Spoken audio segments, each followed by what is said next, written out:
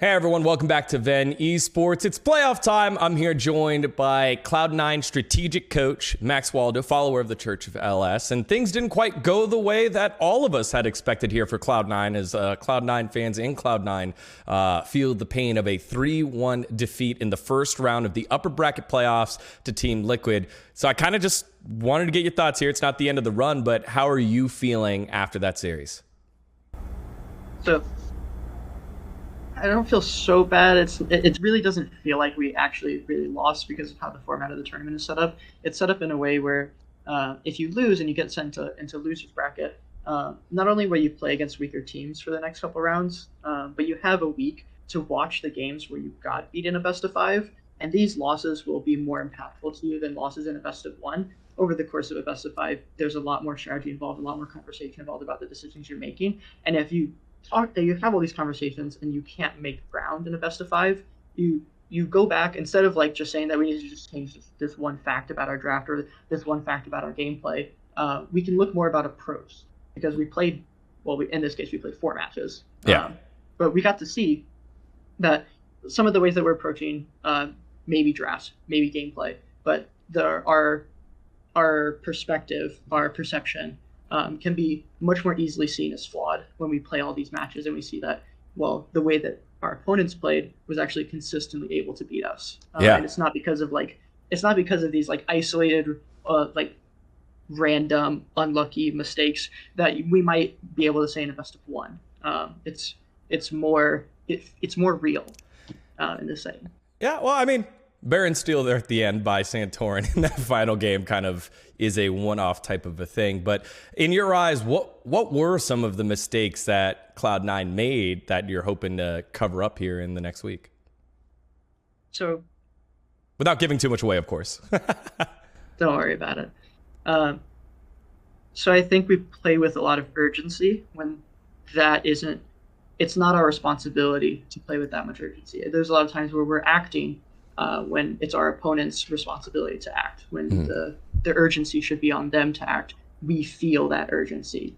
And again, that can be because of our approach. It can be because of what we think about the draft or what we think about the gameplay.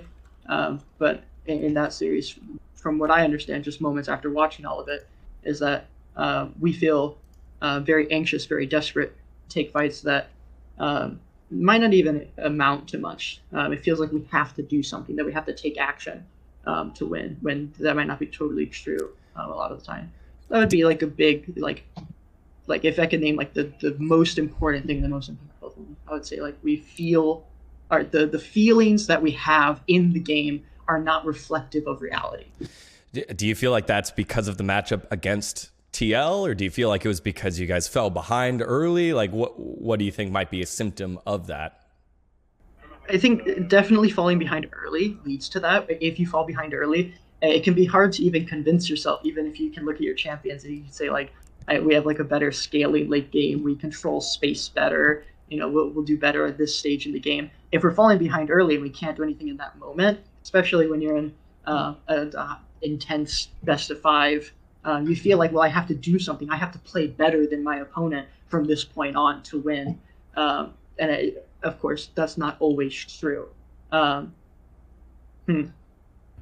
What else could it be? I'm not totally sure. That would be what makes most sense to me, is that in the game, if you fall behind, it feels like you must play better. Mm-hmm. Now I do think that TL play very well, and we're not used to teams being so stable and teams being able to punish us for making desperate, anxious plays that aren't in line with what our team comp is incentivized to actually do. I think we are not used to playing against teams that can do that well.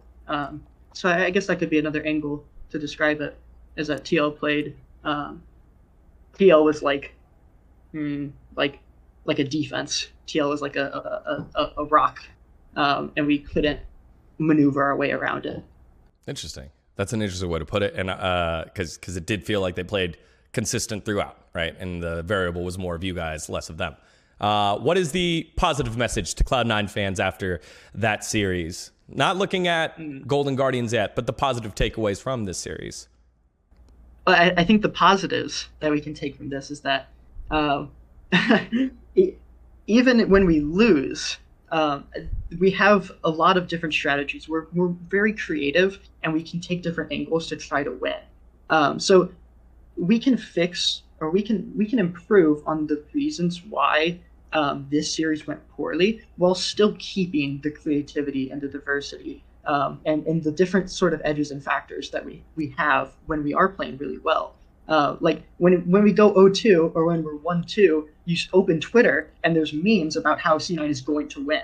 And that feeling, I think, it feels good to people who want Cloud9 to win. It feels good for the players when we can walk into the back room and say, like, we're 1-2 or we're 0-2. Like, this is our comfort zone. This is where we're going to win. I think this is really beneficial, and it helps us never feel defeated, because this is an important factor. We have to feel calm, safe, so that we're able to take things slow, so that we don't feel like things are going so poorly. So then I got to ask, was there any bit of the feeling like, oh, no, it's happening again. It's Cloud9 2 years in a row, dominant in the spring, and then all of a sudden falling off. Did you feel any of that throughout the series? Yeah, of course. I mean, not like I was there in 2020, but it's like you hear stories all the time. It's like, yeah, this is what happened. In spring, everything went like really well. And then in summer it was 9-0, and then it kind of fall off. So yeah, you think about this stuff. Right. Yeah, like, what's going on? How is this happening again? Yeah. Well, the way you made it sound was like, oh, well, we can kind of meme our way out of it, or, there's a comfort zone there. And I just wanted to see if they were impervious to it. If the players aren't impervious to it, but they at least, find a way to find comfort, that's cool. That's cool. I don't know if the players think about it. I'm sorry. I think about it. Like, this is weird. That's fair. Last question. Golden Guardians. That's your next opponent. 1-4 against them in the summer split. Throughout the year. What are your feelings as that matchup is now your new matchup through this bottom bracket run?